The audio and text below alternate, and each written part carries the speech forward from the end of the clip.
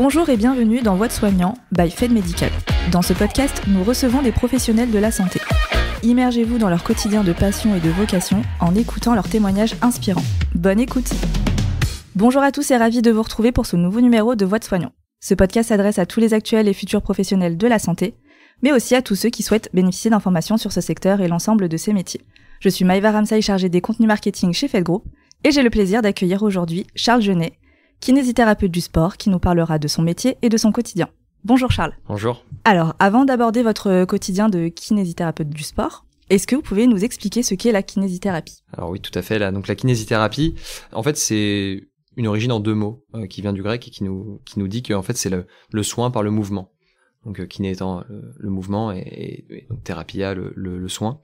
Et donc c'est une option de traitement qu'on peut avoir dans notre système de santé aujourd'hui pour traiter certaines affections particulières de différents systèmes. Donc on va en discuter probablement un peu plus tard, mais globalement le kinésithérapeute, lui, sa fonction, ça va être de traiter toutes les affections qui peuvent être traitées par la kinésithérapie en neurologie, sur tout le système cardio-respiratoire et le système musculo-squelettique. Donc musculo-squelettique qui va réunir les os, les ligaments, tout ce qui va être articulaire. On a la possibilité d'être prescrit par un médecin ou non.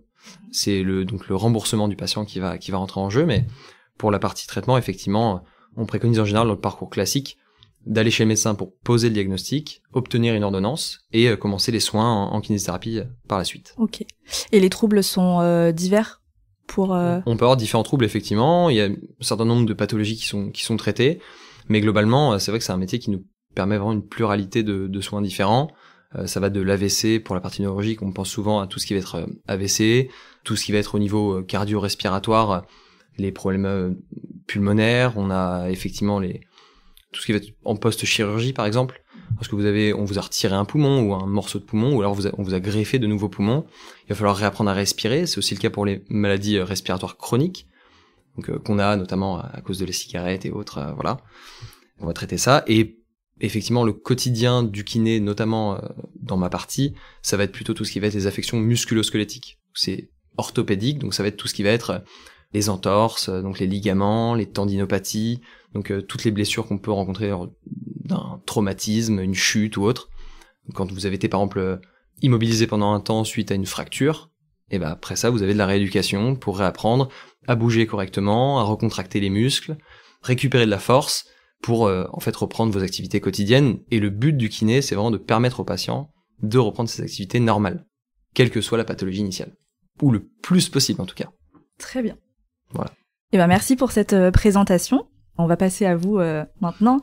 Est-ce que vous pouvez revenir rapidement sur votre parcours et quelle formation vous avez suivie ? Alors, moi j'ai fait un bac ES. Initialement, j'avais envie d'être prof de PS, donc professeur de sport au collège ou au lycée. Mais globalement, les métiers du sport m'intéressaient beaucoup.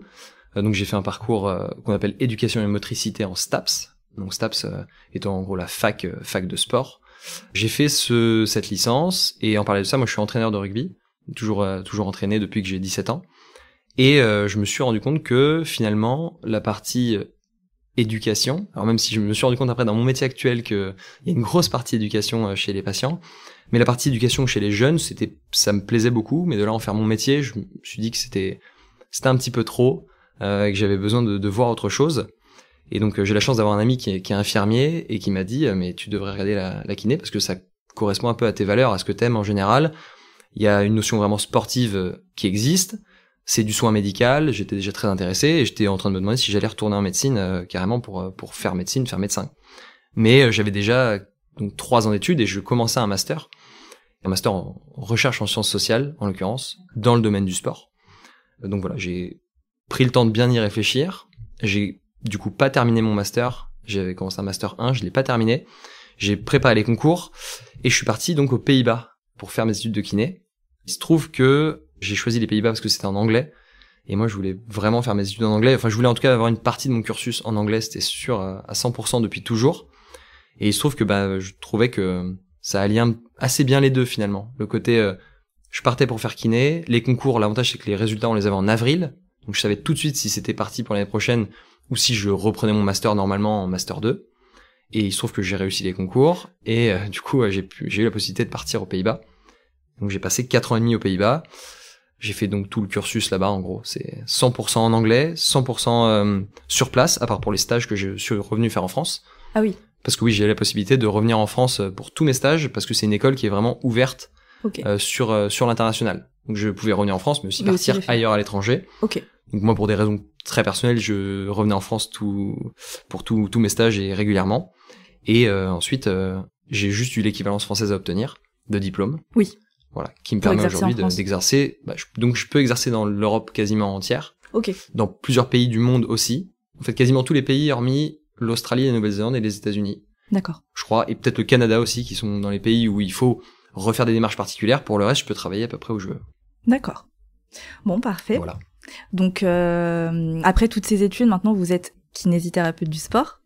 Est-ce que vous pouvez m'expliquer en quoi consiste votre quotidien, me parler de vos missions? Alors tout à fait. Donc je suis pas, ce qu'on se disait tout à l'heure, je suis pas à proprement parler kinésithérapeute du sport aujourd'hui sur le plan légal, parce que je suis en formation que j'ai commencé cette année avec un organisme donc qui s'appelle Kinésport Expert, qui est une formation reconnue aujourd'hui dans le milieu du sport pour exercer ce métier, notamment dans les clubs.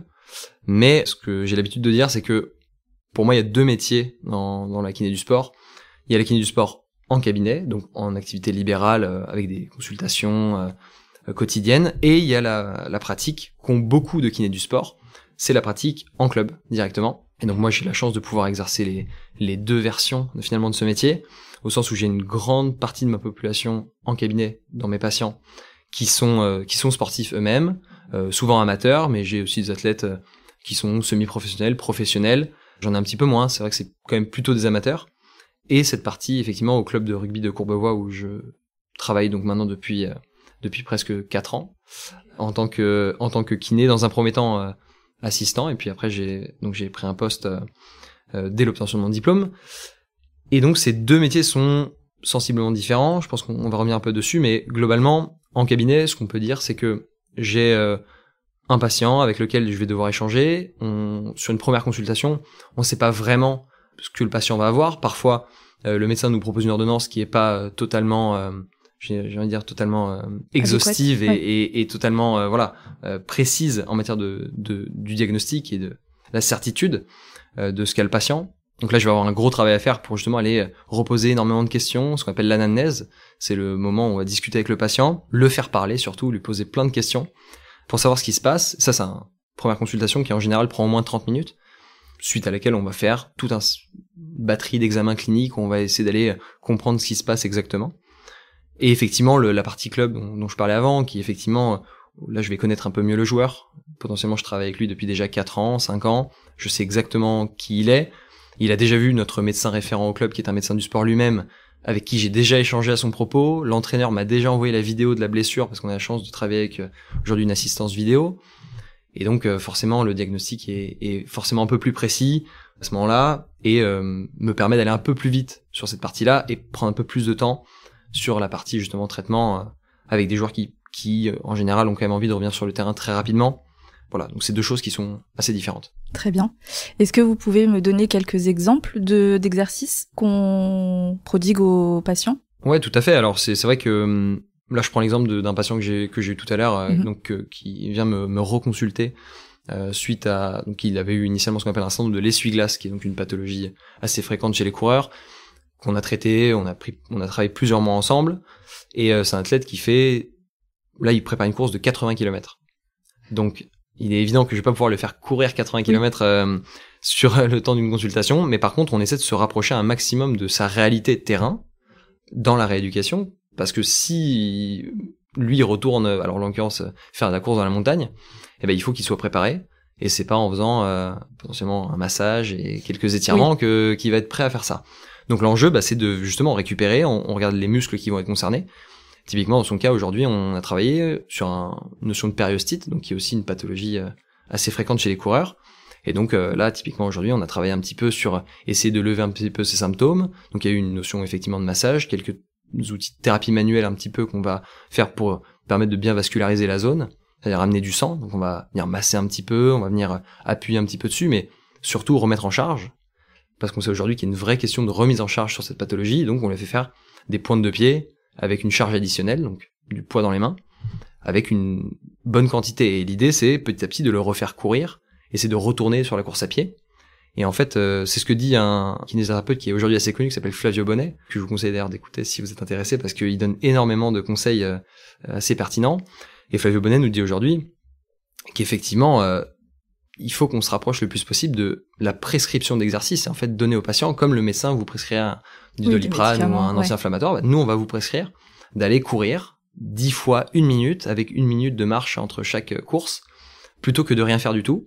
Typiquement, dans le cas de cette pathologie, c'est hyper pertinent, et ça permet aux patients petit à petit de retrouver de l'autonomie, et en fait, on aurait moins besoin de voir les gens. Moi, je suis issu d'une école où on nous dit qu'il faut voir les gens en moyenne de 1 à 3 fois par semaine, en fonction des pathologies. C'est comme ça que j'ai, moi, vu la kiné, quand je l'ai pratiqué en tant que patient, et puis aussi en début de carrière, et en fait, on tend de plus en plus vers des rééducations, on va voir les gens peut-être 1 fois par semaine dans un premier temps, et puis après on se revoit dans 2 semaines et on refait le point, et tout ce temps-là on a donné des exercices, on a donné un protocole de rééducation. Oui, il faut qu'ils fassent les exercices à la maison pour ou effectivement là pour le coup à l'extérieur, bien sûr, mais pour s'entraîner et puis arriver et voir si ça a fonctionné. Exactement, parce qu'en fait comme je le disais pour le patient de tout à l'heure, 80 km, de toute façon, je vais pas pouvoir les faire courir pour être sûr que ça passera. Donc, il est évident que c'est pour ça qu'aussi on essaie de se calquer un petit peu sur la programmation du patient. Là, en l'occurrence, 80 km, il sait qu'il va devoir courir un marathon, donc ce sera le marathon de Paris.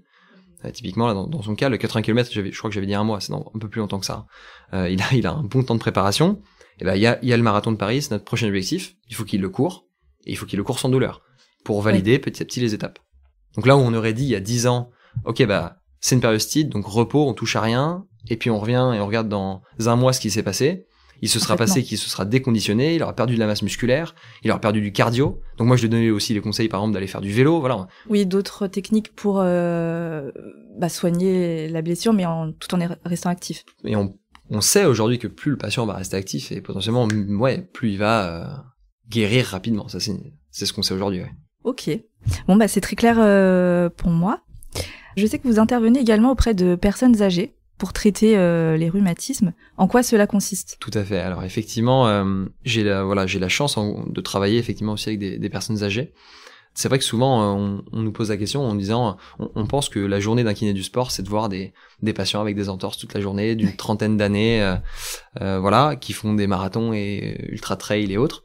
Et c'est effectivement une réalité, mais on a aussi, et je trouve que c'est une réelle chance dans notre métier, de travailler toute la journée.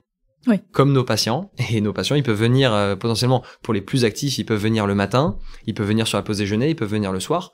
Parfois on arrive à les faire venir un peu plus tôt, un peu plus tard en fonction de chacun, mais on trouve quand même qu'on a des moments dans la journée où on a une population qui est un peu différente, et c'est effectivement le cas de la gériatrie. Donc la gériatrie, c'est tout ce qui va être le soin des personnes âgées. On considère la gériatrie, si je me rappelle bien de mes cours de la fac, à partir de 80 ans, je pense à peu près. En fait, nous, on considère qu'on fait de la gériatrie un peu avant. Moi, ça va être tous les troubles liés globalement à l'arthrose et la rhumatologie, donc les articulations, l'appareil locomoteur. On sait aujourd'hui que le meilleur traitement contre l'arthrose, typiquement, c'est le mouvement. Ouais. Au-delà de tout, au-delà de n'importe quel médicament et autres aides, l'objectif, c'est vraiment de bouger un maximum, parce que plus on va bouger maintenant, plus on va pouvoir bouger aussi longtemps. C'est un peu ça notre enjeu. Et donc c'est vraiment très intéressant dans le sens où il y a aussi cette notion de l'objectif est pas le même. Voilà, vous avez des gens qui viennent parce qu'ils veulent courir un ultra trail ou faire un marathon ou soulever une barre très lourde à la salle de musculation ou autre, et vous avez aussi une personne qui a juste envie de pouvoir se lever, prendre son petit-fils dans ses bras. Ça fait partie des choses pour nous qui sont quand même super intéressantes aussi. Bien sûr. Surtout qu'on obtient aussi de très bons résultats. La kinésithérapie répond très bien à tout ce genre d'affection, et on sait qu'en plus, ça c'est le côté aussi, j'ai envie de dire un peu de fierté, c'est de se dire qu'on fait économiser aussi de l'argent à la sécu, mine de rien, parce que une personne qui est en bonne santé, qui a de la force dans les jambes, c'est une personne qui va moins être amenée à tomber, qui va avoir moins de maladies cardiovasculaires, moins d'AVC. On sait que c'est les coûts liés à ce genre de pathologie est très élevé. Et donc c'est vrai que c'est fierté. C'est assez on est assez fiers de ça, effectivement. Ok. Vous me l'avez un petit peu évoqué tout à l'heure. Est-ce que vous pouvez me parler des collaborateurs avec lesquels vous interagissez au quotidien ? Alors effectivement, là aussi, il y a eu, je pense, pas mal de changements ces dernières années. Il faut savoir qu'on est quand même dans une profession qui est vraiment en transition. Change beaucoup. Oui. Beaucoup, et j'ai l'impression, alors peut-être parce que j'y suis maintenant, mais j'ai l'impression de plus en plus, et plutôt pour le bien en ce qui me concerne en tout cas, on a la chance justement de collaborer beaucoup plus entre nous, c'est-à-dire avec les autres kinés, donc avec lesquels on travaille. On travaille maintenant la vision du kiné qui travaille dans son cabinet tout seul, qui a 2 ou 3 pièces et qui voilà, sa salle d'attente, voilà. C'est en tout cas moi ce que j'ai jamais voulu en commençant ces études, je me suis dit tout de suite que je ferais pas ça. Et en fait aujourd'hui, la plupart je pense de mes confrères et consoeurs sont comme moi, c'est-à-dire qu'on aime bien travailler dans des grands espaces où on est un peu plus nombreux et où on partage le matériel, etc. Je trouve que c'est extrêmement enrichissant. Et effectivement, on a beaucoup de conversations donc entre nous sur nos patients, discuter voilà des différentes pathologies, des spécialités de chacun, des formations que chacun est amené à faire et on échange beaucoup à ce niveau-là. On échange aussi avec les médecins. Alors ça, malheureusement, on est tous d'accord pour dire médecins et kiné compris qu'on n'échange pas assez, qu'on devrait voilà en discuter, prendre plus de temps pour discuter. Il y a des raisons qui font qu'on a du mal à le faire, mais on les évoquera probablement un peu plus tard. Mais c'est vrai que c'est un échange qui est essentiel parce que le patient est au cœur de cet échange et en général il y a il peut y avoir une certaine dissonance entre le discours que va avoir le médecin, le discours que je vais avoir moi et la personne au milieu qui va pas comprendre, qui va pas savoir quoi faire, c'est le patient. Et donc ça, voilà, on en parlait encore ce matin avec un de mes confrères. Voilà, un patient à qui on a dit qu'il fallait être immobilisé. Nous, on pense que c'est pas le cas. Et là, il y a un vrai travail de communication avec le patient, avec le médecin, pour essayer de trouver un terrain d'entente. Voilà, terrain d'entente. Je sais qu'aujourd'hui, les médecins et de plus en plus, surtout la jeune génération, est amenée à estimer encore un peu plus notre profession, qui est déjà estimée de base, mais qui est un peu plus estimée encore dans notre spécialité, notre capacité à vraiment traiter certaines pathologies avec plutôt une bonne précision. Et je sais que c'est de plus en plus le cas. Et puis bien sûr, on est amené à échanger avec d'autres professionnels de santé, comme les podologues, donc les infirmiers dans certains cas un peu spécifiques, un peu moins souvent, mais c'est toujours des échanges très intéressants. Et puis les autres professions comme l'ostéopathie, donc voilà, on est amené à échanger avec les ostéopathes de plus en plus aussi, qui ont une formation qui est aussi de plus en plus voilà, sur laquelle on est de plus en plus en phase, je pense. D'accord. C'est très intéressant. Parce que souvent on entend, alors pas une petite guéguerre, mais entre la kiné et l'ostéo, c'est un peu... Oui, j'ai des amis qui pensent que je déteste les ostéopathes, par principe. Et effectivement, peut-être que j'ai eu un discours, notamment dans mes études, un peu plus dur envers l'ostéopathie, et les ostéopathes, à contrario, envers nous. Ouais. Et en fait, je pense que c'est aujourd'hui un débat que je vois encore sur Instagram, mais qui est littéralement sans queue ni tête, parce que les deux métiers apportent aux patients, les deux métiers peuvent être inutiles aux patients. Ouais, dans différence, le sens moi, je n'arrive pas à soigner tout le monde, je n'arrive pas à traiter toutes les pathologies. Je pense qu'il faut garder une certaine humilité. Et je remarque chez les ostéopathes que je connais, ceux avec lesquels je suis amené à échanger, en fait, une grande bienveillance et une grande capacité d'écoute.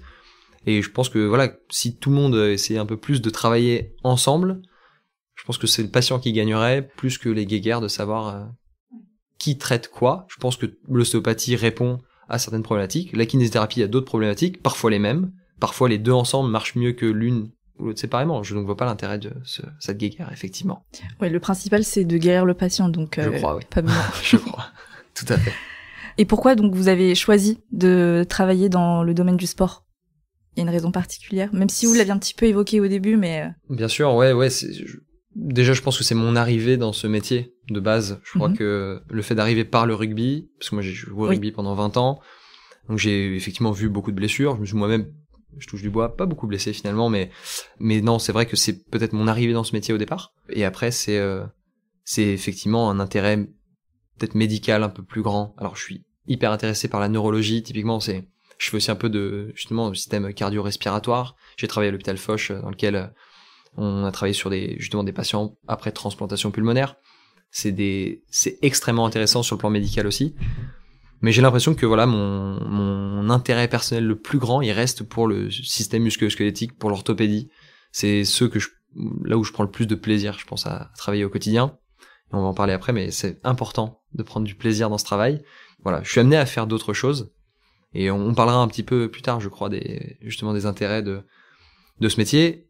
Typiquement, un des intérêts, c'est qu'on peut faire un peu ce qu'on veut. Donc, aujourd'hui, je fais de la kiné du sport. Peut-être que dans 10 ans, je ferai que de la pneumologie. C'est possible. Pour l'instant, c'est pas comme ça, mais voilà. Ça peut être amené à évoluer. Bien.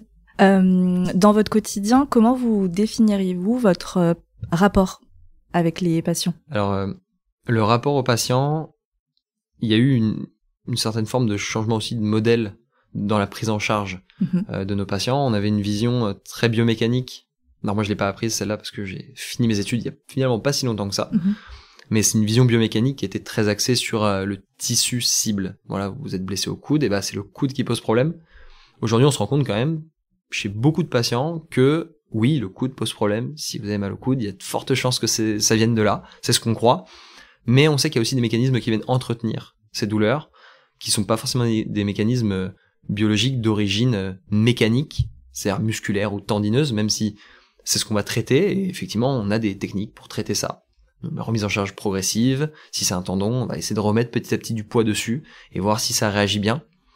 Mais il y a toute une relation à construire avec le patient qui nécessite certaines qualités. Il faut être capable d'être bienveillant avec les gens. Je pense que on sait aujourd'hui que le fait de venir stigmatiser quelqu'un, de venir mettre une certaine forme de pression, on sait aujourd'hui que ça fonctionne pas très très bien. Il faut être exigeant effectivement, mais il faut aussi être empathique. Il faut comprendre que la personne n'a pas forcément que ce problème-là à l'instant T, qu'il y a d'autres choses qui peuvent passer. Et donc l'important c'est d'être à l'écoute des gens, ne pas faire culpabiliser si la personne n'a pas fait ses exercices la veille, même si on disait tout à l'heure que typiquement c'est hyper important en fait. Oui, pour avoir un bon suivi, mais bon. Évidemment, mais on sait que la personne peut-être qu'elle a eu d'autres problèmes là, peut-être qu'elle a des enfants. Exactement. Ouais. Voilà, j'ai le cas d'un patient typique qui est avocat, qui a un métier qui est extrêmement prenant. Voilà, il vient en consultation, il est souvent un petit peu en retard. Je sais qu'il court pour venir, donc quelque part c'est pas très grave. Ouais. Et surtout, il a 2 enfants en bas âge, un métier qui prend énormément de temps. Voilà, il est allé jouer au tennis et il s'est fait mal au genou. Je suis assez sûr, alors même si on peut jamais être sûr à 100%, que s'il avait dormi un petit peu mieux, s'il avait eu le temps de manger correctement à midi, s'il a pas une quantité de stress importante sur les épaules, peut-être qu'il se serait pas fait mal. C'est une possibilité. Donc moi, si je viens lui mettre plus de pression encore en lui disant qu'il faut qu'il vienne à midi et qu'il fasse ci, etc., on peut, je pense on est amené nous à entretenir certains phénomènes de douleur. Donc je pense qu'il faut qu'on fasse nous preuve de vigilance par rapport à tout ça. Et donc mon rapport au patient aujourd'hui, c'est être le plus bienveillant possible. Évidemment, j'ai un emploi du temps qui est aussi à construire, donc si mon patient arrive toujours en retard, ça peut être un problème, mais je pense que c'est aussi à nous d'essayer justement de faire un petit peu de tampon à ce niveau-là. Je sais que c'est pas le cas pour tout le monde, ça c'est vraiment un avis personnel, mais en tout cas moi j'essaie de faire preuve de bienveillance, et je crois que le terme c'est vraiment ça, c'est de l'exigence, mais de l'empathie en même temps, et on sait que c'est ce qui fonctionne le mieux concrètement aujourd'hui. Est-ce que vous pouvez me parler de ce qui vous plaît au quotidien ? Vous me l'avez un petit peu évoqué aussi tout à l'heure, mais également les difficultés que vous pouvez rencontrer. Alors effectivement, je pense que dans les avantages assez essentiels de ce métier, on a quand même la liberté de notre emploi du temps. Je pense qu'il y a déjà un premier élément, on a la possibilité de s'organiser. Vraiment, on est à la tête d'une entreprise où il y a une seule personne, c'est nous, et on est dans la capacité de choisir à peu près nos emplois du temps, nos horaires, etc. On sait qu'en réalité, c'est pas exactement comme ça que ça se passe, parce qu'une fois qu'on a pris l'habitude de voir des patients à une certaine heure, globalement, on reste sur ces horaires-là, mais si on veut changer les choses, on peut le faire. Je sais que c'est pas le cas dans tous les métiers, donc c'est quand même un avantage, je pense qu'il fallait évoquer. Bon, moi, bien sûr, ce qui me plaît, c'est aussi la partie soins. Et effectivement, surtout dans cette partie soins, c'est ce qu'on disait tout à l'heure, avoir la possibilité de choisir ce que je soigne. Je prends l'exemple pour le coup d'un médecin, typiquement. Alors, hormis le médecin généraliste qui va avoir une pluralité de pathologies, on sait que un cardiologue, il va traiter quand même le cœur à un moment. Le néphrologue, il va traiter exclusivement les reins. Même si c'est un contexte médical global, on a quand même une mission qui est assez catégorisée en France. Vous allez traiter une partie du corps globalement. En kinésithérapie, c'est le cas aussi. Alors là, je vais effectivement citer aussi un autre kinésithérapeute influenceur français qui s'appelle Frédéric Srour, qui lui, pour le coup, effectivement remet beaucoup ça en question en disant on n'a pas de spécialité en kiné, on a des spécificités. Voilà, Frédéric Srour, par exemple, lui, il traite l'épaule, il la traite très bien, il fait d'excellentes formations sur le sujet, mais il ne se considère pas comme kinésithérapeute de l'épaule. Il fait de la kinésithérapie, il se trouve que comme il traite plutôt bien l'épaule, il y a beaucoup de gens qui viennent le voir pour l'épaule. Et je suis assez d'accord avec ça. Je pense que c'est très bien. Si je pouvais émettre un avis personnel, je pense que ce serait bien qu'on ait quand même une spécialisation, mais qu'on puisse la changer. Soit qu'on puisse commencer par quelque chose et après passer sur autre chose. Ce que je fais aujourd'hui avec la kinésithérapie du sport, ça va dans ce sens-là. Je le disais, je fais de la kiné du sport aujourd'hui, peut-être que dans 10 ans, je ferai plus que de la pneumo, ou peut-être que je ferai de la neuro, et ce sera super. L'intérêt, je pense que c'est qu'on choisisse ce qu'on veut, Et une fois qu'on a choisi, on peut changer d'avis, en fait, se dire, en fait, non, ça j'ai fait, c'est bien. C'est bon. Et je passe à autre chose. Ou alors j'ai fait, finalement ça me plaît moins. En formation c'était super, mais en fait en pratique ça me plaît un petit peu moins. Et je pars sur autre chose. Et donc on a vraiment cette chance. Et puis enfin, je pense que c'est la liberté d'exercice dans le lieu. On peut travailler exclusivement à l'hôpital, on peut travailler exclusivement en clinique, voir des choses qui sont très différentes. On peut travailler avec des patients qui sont très très aigus. Moi j'ai eu la chance de faire un stage en réanimation par exemple. Ah oui. Où on a alors je savais pas qu'il y avait des kinés en réa avant d'aller moi-même en réa. Donc, ok. Il n'y a pas de problème à pas savoir ça.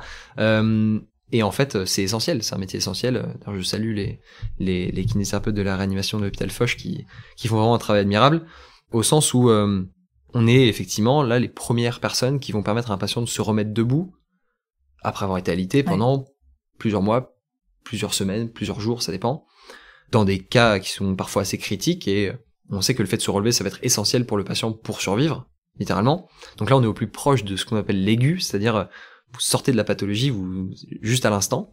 Et puis après, vous avez des prises en charge beaucoup plus chroniques, où vous allez avoir par exemple en cabinet quelqu'un qui vient vous voir pour un AVC, donc potentiellement la même pathologie que celui de la réanimation, qui a fait un AVC il y a quelques jours. Là, vous l'avez au cabinet, peut-être 5 ans après, parce qu'il continue à avoir des soins, vous voyez, un petit peu justement dans la continuité pour conserver certaines habiletés, et puis en gagner de nouvelles, etc. Donc ça, je trouve que c'est assez incroyable de se dire qu'on peut le matin être en réanimation et l'après-midi être au cabinet et avoir quelqu'un, ou alors être en centre de rééducation et avoir ce même patient de la réanimation qui est à son, je sais pas, sa 6e semaine ou 12e semaine et qui est transféré en centre, et là vous pouvez le voir au centre par exemple. Ça c'est, je trouve, un truc qui est un aspect qui est quand même assez incroyable. Dans la partie, effectivement, des avantages. Il y a des inconvénients. Je parlais de la liberté relative de l'emploi du temps. C'est une réalité, hein. En réalité, on fait pas ce qu'on veut. Bien sûr. On se rend disponible aussi pour les gens. Mais comme je disais, on a cette forme d'empathie qui fait que oui, je vais pas demander à quelqu'un de venir au cabinet nécessairement à 10h. Je sais qu'il travaille, je vais essayer de trouver une solution pour le voir plus tôt. Donc moi, je commence tôt et je finis tard. C'est une réalité, mais encore une fois, on n'est pas obligé de... Et surtout quand on travaille comme moi dans des structures assez grosses, je peux tout à fait, ce que je fais aujourd'hui, travailler carrément avec un collègue sur un même patient, on est 2. Ah oui. Et ça, j'aurais même tendance à dire que pour moi, c'est le futur de notre métier. Ouais. Parce qu'à 2, on est toujours à se remettre en question, à remettre en question l'autre, à poser des questions. Pourquoi t'as fait pourquoi t'es allé sur tel exercice? Qu'est-ce que ça a donné? Je trouve que c'est assez intéressant. Mais voilà, on a donc malgré tout un petit peu cette contrainte de l'emploi du temps. Je disais l'amplitude horaire, forcément. On travaille globalement de 8h à 20h. Bon, il y en a qui commencent plus tôt, qui finissent plus tard. Mais voilà. Mais généralement, c'est ça. Ma journée du mardi, c'est 8h, 21h. Ah oui. Donc c'est assez long, assez contraignant, mais je me rattrape sur d'autres jours. C'est une organisation. C'est ça, c'est plus de flexibilité. Exactement. Il y a des jours qui sont plus importants et plus fatigants que d'autres, mais ça reste quand même, un petit inconvénient quand même. C'est un petit inconvénient, il faut le prévoir. Et voilà, après moi, finir à 21h le mardi soir, typiquement, ça me permet aussi de voir certains patients qui potentiellement ne feraient pas les soins si j'étais pas là aussi tard. Ouais. Parce qu'ils finissent très très tard le travail. Et quand vous finissez même à 20h, en fait, c'est très compliqué d'être chez le kiné à 20h02. Bien sûr, vous êtes obligé d'être là, d'avoir un petit peu de temps parfois, et il y a effectivement pas beaucoup de kinés qui travaillent après 20h. Et c'est normal, j'entends. Mais effectivement, ça fait partie des choses. C'est un peu contraignant, c'est aussi un avantage. Et hormis ça, il y a quand même aussi cette partie administrative. Je pense qu'on en parle assez souvent, dans d'autres professions libérales, je l'imagine aussi, mais on a une charge administrative de gestion d'entreprise, en fait. Vous êtes à votre compte, donc vous devez tout faire. Voilà, on fait l'intégralité, et donc c'est vrai que ça demande quand même certaines organisations. J'y travaille encore. Je pense que tous les kinés y travaillent dans une certaine mesure, mais vous avez beaucoup d'interlocuteurs. Il faut s'organiser, prendre le temps. Voilà, c'est pas toujours évident la partie administrative.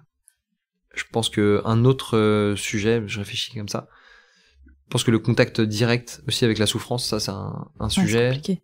Ouais, ça c'est hyper enrichissant, mais c'est vrai que parfois vous avez pas forcément envie d'entendre quelqu'un se plaindre quand vous arrivez au travail le matin. Ça arrive à tout le monde.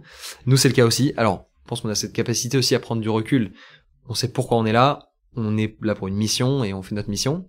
Mais c'est quand même quelque chose qu'il faut avoir en tête. Oui, vous n'êtes pas des robots non plus, donc. On n'est pas des robots. C'est voilà. Mais les patients le comprennent. Oui. Parce que contrairement aux médecins, justement, nous on a la chance de voir les gens relativement fréquemment. Alors je disais, ça va être amené peut-être dans le temps à évoluer, à voir les gens un petit peu moins. Malgré tout, on voit quand même les gens plus souvent, donc ils nous connaissent un petit peu plus personnellement à force. Je pense que par rapport aux médecins, notamment les médecins que je connais, avec qui j'échange régulièrement, je sais que effectivement on a cette relation un peu plus intime avec le patient, qui fait que si vous allez pas bien, il le voit et c'est pas grave. Je comprends, voilà. Et c'est pas la bonne journée. L'empathie, c'est dans les deux sens, du coup, à ce moment-là. Et donc non, ça c'est quand même effectivement alors, c'est un inconvénient sans en être un, parce que s'il y avait pas de souffrance, on serait pas là.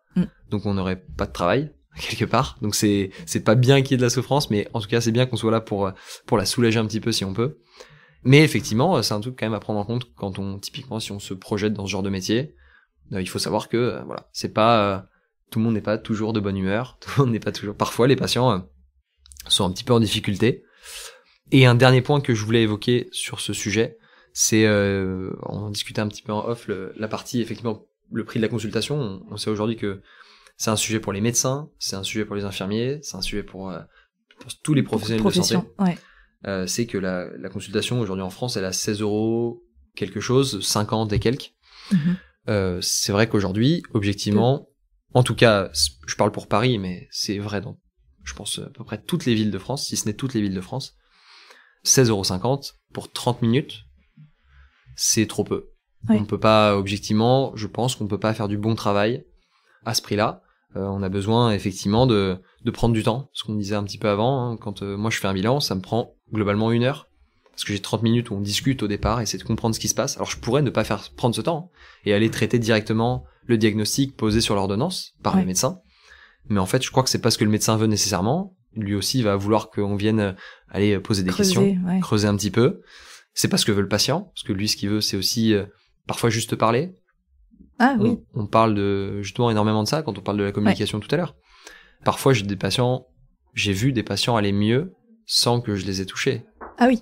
Simplement parce que je vais juste apporter juste une oreille attentive à ce qui se passe et poser des questions et en fait le fait de lâcher prise un petit peu et de dire ce qui va pas, curieusement ma cheville va mieux, alors qu'en fait j'ai fait 3 mobilisations qui n'ont même pas de spécificité. Oui, parfois c'est entre guillemets dans la tête, mais bien sûr, ça se passe toujours dans la tête de toute façon, parce que la douleur est créée quelque part par notre système nerveux central, donc c'est certain que ça se passe. Après, il y a bien sûr souvent une cause quand même qui est aussi potentiellement dans une articulation, mais on sait quand même que juste le fait de dire ce qui va pas, pleurer un bon coup, parfois ça fait du bien. Ça soulage. Voilà, ça règle pas le problème, mais ça soulage déjà. Voilà. Bon, parfait, merci pour ces avantages et ces inconvénients. L'épisode touche à sa fin. Est-ce que vous avez des conseils que vous pouvez donner aux futurs professionnels qui aimeraient exercer votre métier ? Je pense qu'on peut en résumer, je pourrais dire que globalement, s'assurer qu'on aime vraiment, en tout cas qu'on aimerait vraiment soigner les autres, si on n'a pas encore effectivement eu de stage et autres. S'assurer déjà de se dire que j'accepte que c'est un métier où je vais être en contact avec des gens qui souffrent et que foncièrement j'ai envie de les aider à aller mieux. Je pense que c'est déjà un premier point. Avoir cette aptitude à quand même être empathique avec les gens, à laisser aussi ses problèmes personnels à côté. Quand on arrive au travail, c'est important d'être capable de prendre sur soi là-dessus. C'est pas toujours facile et on n'y arrive pas toujours, mais en tout cas, essayer un maximum. Et je pense que le plus important de tout, c'est de bien s'entourer. Être capable d'avoir des collaborateurs qui nous font grandir, qui nous permettent de progresser et de se remettre en question surtout. Parce que je crois que c'est un métier où, ça, pour les futurs professionnels en tout cas, vous le vivrez, c'est que l'ego est très très vite entaché quand on pense savoir, on est sûr de nous et on se trompe. Et ça arrive à tout le monde, c'est arrivé à tout le monde, ça arrivera à tous les futurs professionnels, quel que soit le métier, médecin, infirmier, kiné.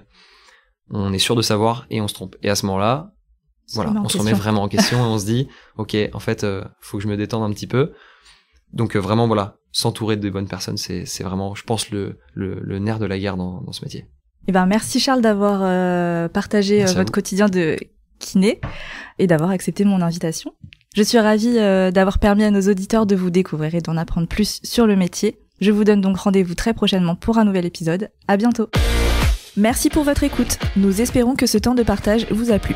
Abonnez-vous pour plus d'histoires professionnelles et de témoignages enrichissants. Suivez-nous sur LinkedIn et retrouvez nos offres d'emploi sur notre site carrière fed-group.fr.